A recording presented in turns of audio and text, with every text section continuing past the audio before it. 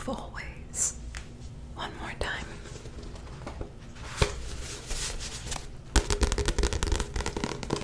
I believe in the first video, we only got through the first page.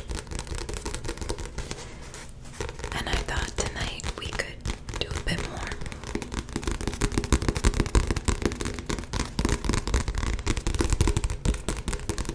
I hope you're all having a wonderful wintry time. The holiday season is upon us.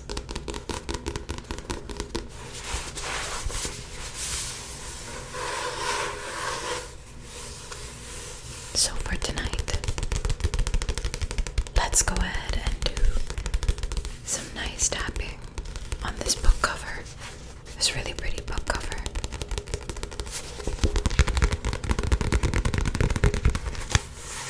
And some book scratching. This book has such a nice texture, I thought.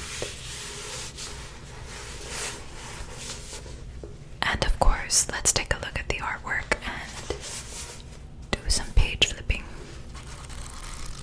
It's so soft, I don't think you can hear it.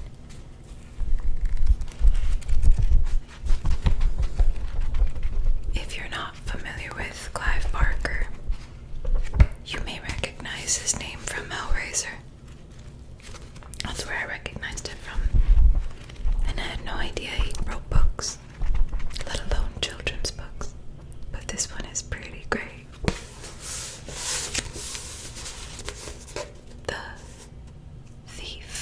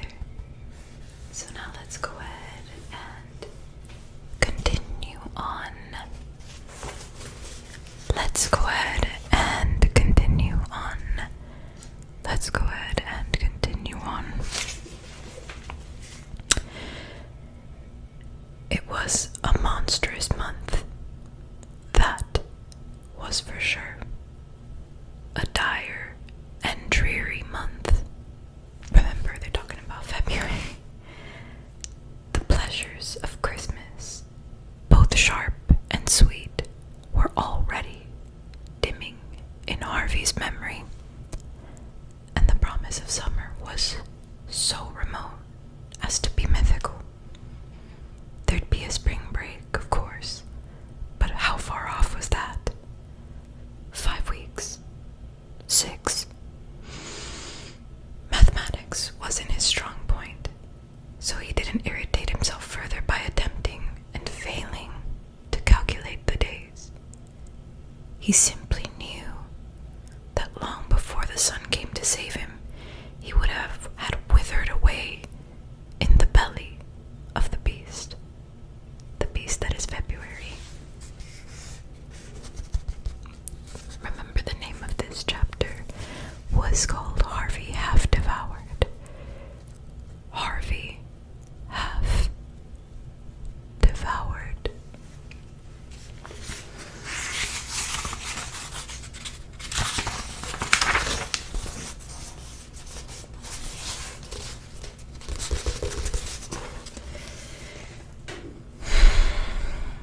You shouldn't waste your time sitting up here, his mother said, when she came in and found him watching the raindrops chase each other down the glass of his bedroom window.